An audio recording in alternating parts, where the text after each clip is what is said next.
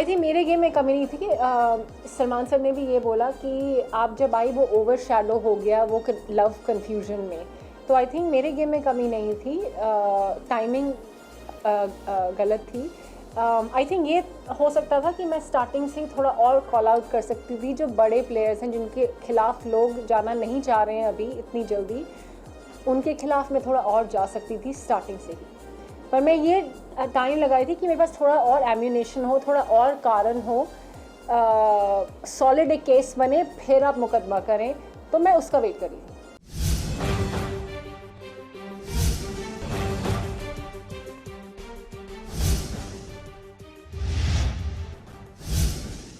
Big boss के 17वें season में देख रहे हैं हाई वोल्टेज ड्रामा। जी हाँ, वीकेंड के वार के बाद जिस तरह से सलमान खान ने लगाई ईशा मालविया और समर्थ की क्लास, ठीक वैसे ही अंकिता लोखंडे के पति विकी जैन और ऐश्वर्या शर्मा के पति नील भट्ट को भी लगा बड़ा झटका जब सलमान खान ने कहा कि किस तरह से नील और विकी जैन ने कोशिश की है बिग बॉस के कॉन्ट्रैक्ट को तोड़ने की।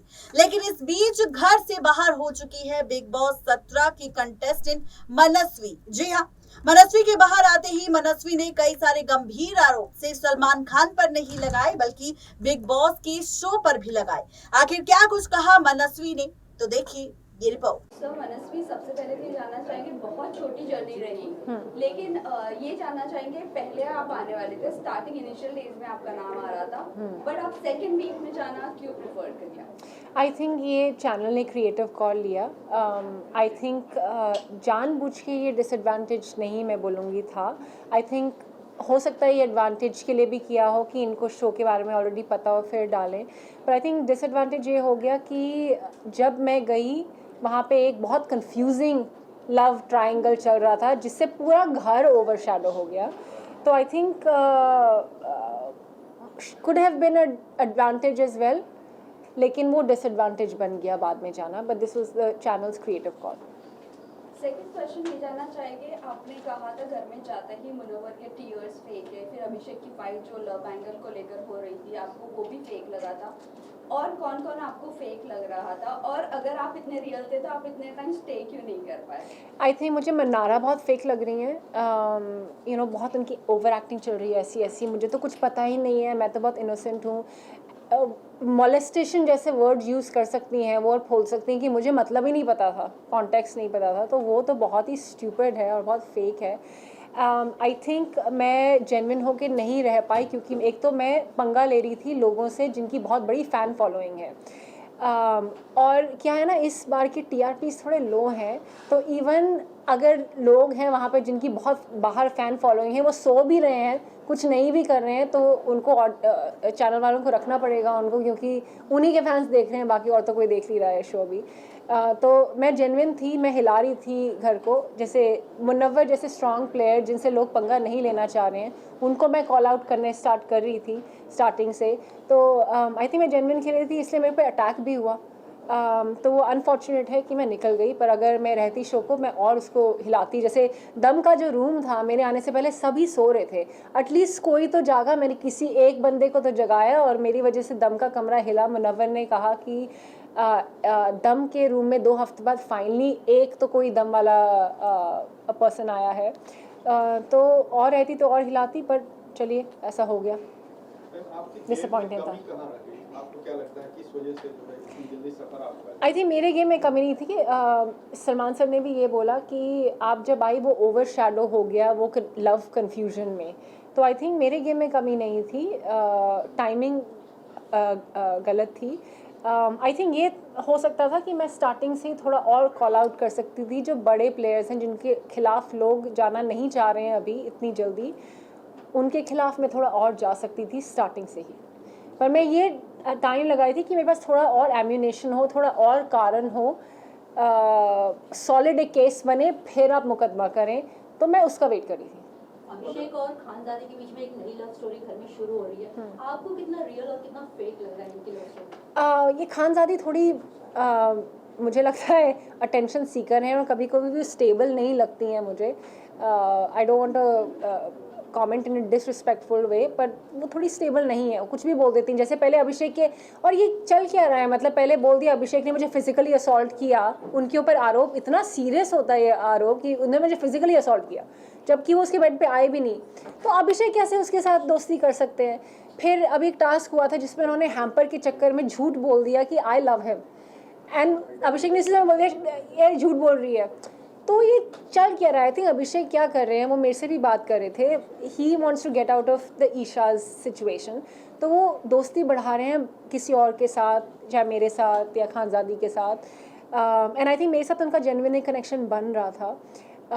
खानजादी तो I think it started off as a joke, and उसको लोग सीरियसली ले रहे हैं, पर खानजादी को आप सीरियसली ले नहीं सकते, she is unpredictable and she is not stable. But आपको लगता है आपको और एफर्ट्स लगाने चाहिए थे कनेक्शन बनाने में?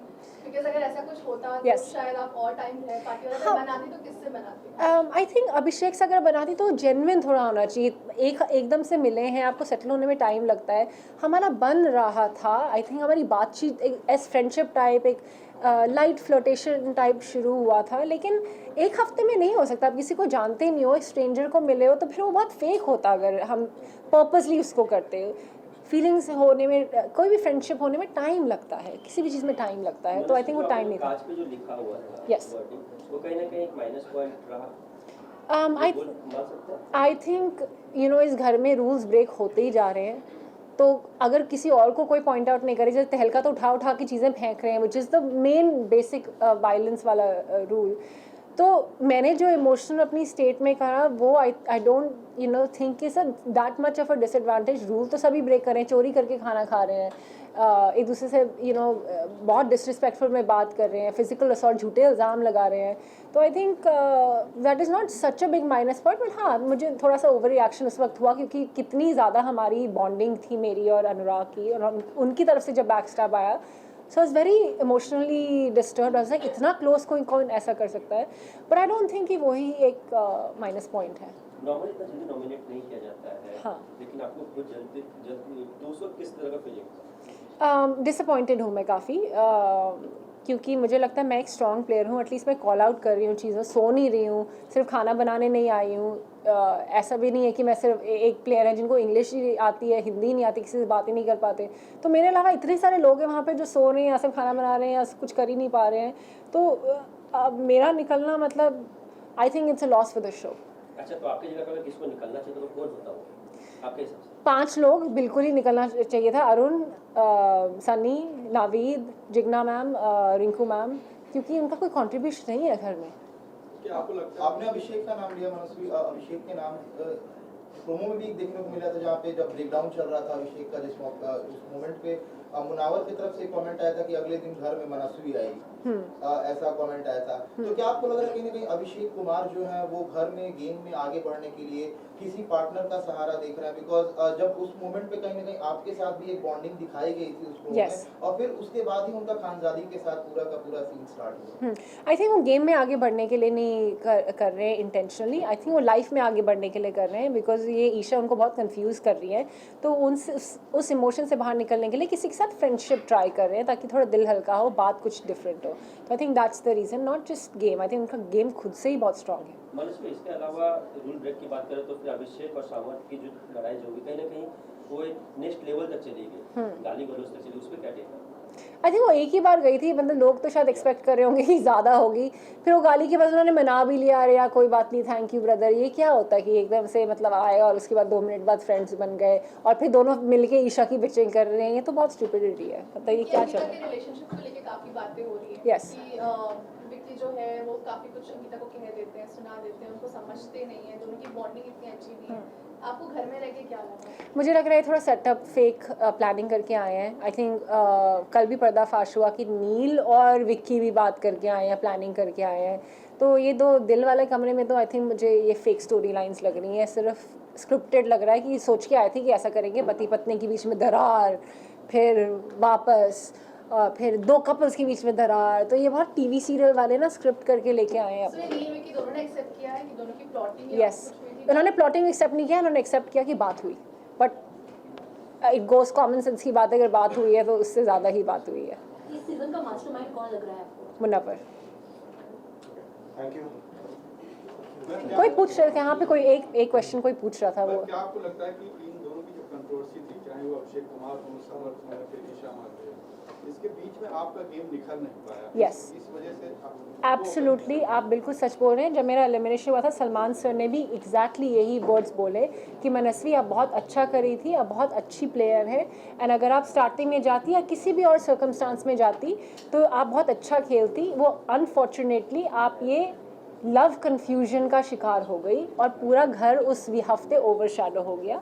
तो आप बिल्कुल एक्यूरेट बोल रहे हैं, यही हुआ। मनस्वी, क्या लगता है आपको टॉप 5 में कौन-कौन आ सकते हैं? मुनव्वर, अभिषेक, विक्की, खानजादी, अंकिता। तो अगर दोबारा मौका मिले बाय चांस, अगर आपको घर में जाने का, तो क्या चीज इंप्रूव करके जाना चाहेंगी घर के अंदर? आई थिंक मैं वेट कर रही थी कि थोड़ा मेरे पास एम्बिनेशन हो तो मैं ऐसे स्ट्रॉन्ग प्लेयर्स को अटैक करूं, चाहे मुनव्वर हो, चाहे विक्की हो, चाहे अंकिता हो। तो मैं सोची थी थोड़े मेरे पास रीजंस और होने चाहिए कि अगर मैं बेफालतू में अटैक करने लग जाऊँ तो वैलिड नहीं लगेगा। तो थोड़ा सा एक बिल्डअप होना चाहिए। एंड अगर मैं बेफालतू में स्टार्टिंग में झगड़ा करने लग जाऊँ तो जो एक्चुअल झगड़े होंगे ना वो फिर वैलिड नहीं माने जाएंगे, फिर तो ऐसा कहते तो झगड़ा ही करने आई है। तो मैं सही चीज़ों में झगड़ा करना चाह रही थी। तो आई थिंक अब क्या होगा, अगर मैं दोबारा गई तो मैं जाते ही अटैक करूंगी सबसे स्ट्रॉन्गेस्ट प्लेयर्स को जो मुझे लग रहा है मैनिपुलेटिव है। सबसे कमजोर प्रतियोगी कौन लग रहा है आपको इस पूरे घर में अभी तक जो? जिनके सबसे ज़्यादा फ़ैन फॉलोइंग है बाहर, वो है सनी, अरुण और अनुराग। ये सबसे वीकेस्ट हैं। इनको शो में इसलिए रखा है क्योंकि बाकी तो लोग ऑडियंस शो देख नहीं रही है, TRPs बहुत कम है इस बार, और उनकी जो इनबिल्ट फ़ैन फॉलोइंग है उन्हीं के लिए चल रहा है शो, उन्हीं की वजह से चल रहा है ताकि वो देखें अपने कंटेस्टेंट्स को। पर ये डिज़र्व नहीं करते शो में रहना। दिन भर ये सोते रहते हैं। 6 दिन जो मैं वहाँ पे थी, दिन भर ये बिस्तर के से बाहर नहीं निकले, बिस्तर में ही थे, खाना भी बिस्तर में इन्होंने खाया। तो ये बिल्कुल डिज़र्व नहीं करते शो में रहना। ये सिर्फ वो फ़ैन फॉलोइंग के बेसिस पे शो में है क्योंकि शो को ज़रूरत है कि इनके फैंस देखें शो। पिछले 2 एक सीजन से मैम यूट्यूबर्स और एक्टर्स के बीच में थोड़ा सा देखने को मिला कि यूट्यूबर्स को ज़्यादा प्रेफरेंस दिया जा रहा है। Yes. आपका पॉइंट ऑफ व्यू? क्योंकि फ़ैन फॉलोइंग है ना उनकी, देखेंगे इसलिए। कई तो जेन्युइन है, कई जेन्युइन गेम खेल रहे हैं और कई जेन्युइन में स्ट्रॉन्ग भी हैं। लेकिन कई लोग तो बिल्कुल मतलब शो में कंट्रीब्यूशन क्या है आपका दिख ही नहीं रहे हो आप। मतलब उनके फैंस भी ढूंढ रहे होंगे कहाँ आए कुछ देखें उनके बारे में। तो वो तो बिल्कुल डिज़र्व नहीं करते, बट ऐसा होता है। Thank you. Thank you. Visuals please visuals करवा दो।